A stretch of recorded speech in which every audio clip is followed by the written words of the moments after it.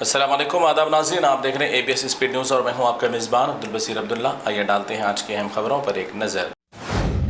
سعودی عرب حکومت کی جانب سے سعودی ٹریول کرنے والے مسافرین کو ان کے گمشدہ سامان کی تلاش کے لیے نکالی ایک نئی ٹیکنالوجی۔ سامان پر لگے ٹیگ کے ذریعے ہی اب خود مسافر کر سکتے ہیں اپنے سامان کی تلاش۔ فائنڈ مائی نیٹ ورک کے نام سے نئے فیچر کو کروایا متعارف۔ روس میں آئے 8.8 کی شدت کے ساتھ شدید زلزلے کے جھٹکے، دہل گیا روس کا مشرقی ساحلی علاقہ، جہاں پر کئی مکانات دکانات کو پہنچا شدید نقصان، خطرناک سونامی کی دی گئی وارننگ۔ روس میں آئے شدید زلزلوں کے جھٹکوں کے بعد امریکہ سمیت جاپان اور دیگر بحر الکاہل کے ممالک کو خطرناک سونامی کی وارننگ۔ سونامی کے لہروں کا بھی ہو گیا آغاز، اس سونامی کی وجہ سے مالی اور جانی نقصان کا شدید اندیشہ۔ امریکہ نے آخرکار ہندوستان سے نکالی اپنی دشمنی، امریکہ نے ہندوستان میں 25% ٹیرف کر دیا عائد۔ امریکی صدر ڈونلڈ ٹرمپ نے کہا کہ ہندوستان میرا اچھا ہے دوست اور میرے کہنے پر پاکستان کی جنگ کو کیا ختم، مگر پھر بھی انڈیا دوسرے ممالک سے بھی لیتا ہے بھاری ٹیرف، اسی وجہ سے میں نے بھی کیا 25% ٹیرف عائد۔ روس کے ساتھ انڈیا کے گہرے تعلقات کی بنا پر امریکہ نے لی دشمنی کا بدلہ۔ فلسطین کے لیے اچھی خبر، فرانس کے بعد اب برطانیہ بھی فلسطین کو ریاست تسلیم کرنے کا کر دیا اعلان۔ اگر اسرائیل غزہ پر جنگ نہیں روکے گا اور غزہ کی حالت نہیں بدلے گی تو سپٹمبر میں برطانیہ بھی فلسطین کو ریاست تسلیم کرنے کا کر دے گا اعلان، برطانیہ کے وزیر اعظم کا بیان۔ یورپی ممالک کے بعد اب کینیڈا نے بھی فلسطین کو آزاد ریاست تسلیم کرنے کا کر دیا اعلان، کہا کہ اگر فلسطین میں جنگ نہیں رکے گی اور غزہ کے حالات نہیں بدلیں گے تو کینیڈا بھی فلسطین کو ریاست بنانے میں کرے گا مکمل مدد۔ دبئی کے ویزا کی تجدید یعنی رینیول یا منسوخی کے لیے نیا قانون نافذ، ویزا کی تبدیلی کے لیے ٹریفک کے جرمانوں کو مکمل ادائیگی لازم، ورنہ دبئی کے قانون کے مطابق ویزا منسوخ یا تجدید ہونا ناممکن۔ چائنا میں 50 سال کی تاریخ کے بعد بڑے پیمانے پر آیا تباہی مچانے والا سیلاب، بیجنگ شہر میں اس سیلاب کی وجہ سے ہوا بھاری مالی اور جانی نقصان، 30 افراد کے ہلاک ہونے کی خبر، سیلاب نے توڑا 50 سال کا ریکارڈ۔ ملک شام میں 2 دہائیوں کی بدترین جنگ کے خاتمے کے بعد ملک سے چلے جانے والے شامی عوام پھر دوبارہ لوٹ رہے ہیں اپنے ملک شام کو۔ شامی عوام کی واپسی لوٹنے پر شامی فوج نے پھول پیش کرتے ہوئے اپنی عوام کا کر رہے ہیں استقبال۔ انڈیا میں ٹیکنالوجی کا بڑھتا ہوا خواب اب انڈیا کے اہم شخصیات کے لیے پڑ رہا ہے مہنگا۔ انڈیا کے پرائم منسٹر نریندر مودی کے ڈیپ فیک ویڈیوز بنا کر نئے اسکیمات کا کیا جا رہا ہے متعارف، جس کی وجہ سے سرکاری افسران کے ساتھ ساتھ عام عوام کو بھی ہو رہا ہے نقصان۔ اب انڈیا میں مسلمانوں سے نفرت کرنے والے سیاسی پارٹیوں سمیت شرپسندوں کے بعد اب آتما یعنی بھوتوں کو بھی مسلمانوں کے نام استعمال کرنے کی پڑ گئی ضرورت۔ ایک پاکھنڈی بابا کے سامنے خاتون نے مچایا ڈھونگ، اس کے آنکھ پر آ گئی تھی ایک مسلمان کی آتما، اس بھوت نے بھی شروع کر دیا ہندو مسلمان کے نفرتوں کا کھیل، سنیے آپ خود اس بھوت کی زبانی۔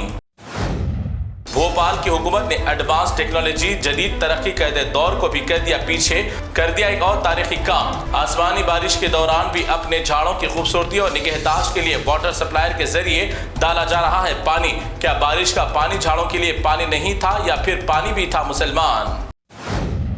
مسلمانوں کے لیے ایک اہم فکر مندی کی خبر، بی جے پی حکومت والی ریاست مہاراشٹر اور اورنگ آباد میں تمام مساجد میں صبح فجر کی اذان لاؤڈ اسپیکر پر دینے پر لگا دی سختی کے ساتھ پابندی۔ اورنگزیب کے نام سے مشہور اس شہر میں مسلم اکثریت رہنے کے باوجود بھی فجر کی اذان اسپیکر میں دینے پر لگی پابندی۔ اب دیگر ریاستوں کے مسلمان مساجد کو آباد رکھتے ہوئے ایسے زبردستی والے عمل سے بچا سکتے ہیں اپنے مذہبی معاملات کو۔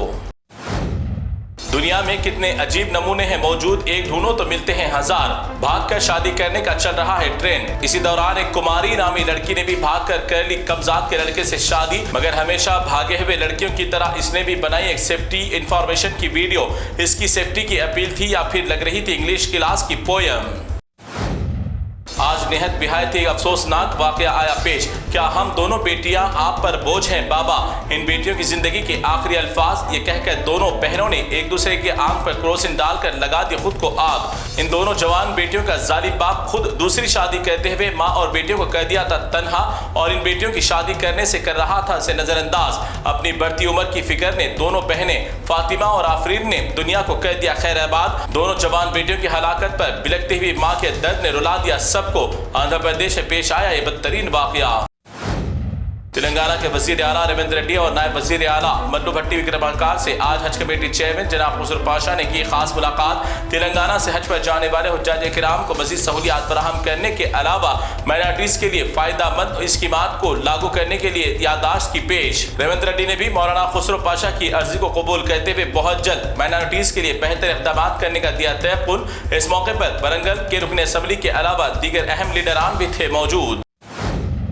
برے کام کا برا انجام، ایسی مثالیں ہو رہی ہے مکمل۔ غیر مذہب کے لڑکے کے ساگر کے ساتھ عشق کر کے گھر سے فرار ہونے والی دھوکے باز ثانیہ نامی بیٹی کو غیرت کے نام پر گھر والوں نے ہی کر دیا قتل۔ مسلم ہو کر غیر مسلم لڑکے کے ساتھ زندگی بسر کرنے کی کر رہی تھی ضد، مگر والدین نے پہنچا دیا اسے آخری منزل پر۔ بعد ازاں قبر کھود کر نکالی گئی نعش اور کیا گیا پوسٹ مارٹم، جس میں قتل کی تفصیل آئی سامنے۔ اپنی ہی پارٹی سے دھتکارے ہوئے بے عزت ہونے والے ملون راجا سنگھ پھر ایک بار بڑی ہی بے عزتی ہونے کے بعد دوبارہ بی جے پی میں شامل ہونے کے لیے تیار۔ فساد کی بری بیماری اس میں موجود ہونے کی وجہ سے کسی بھی سیاسی پارٹی نے نہیں دی اسے جگہ۔ آخرکار پھر پارٹی میں شامل ہونے کی راجا سنگھ نے خواہش کی ظاہر۔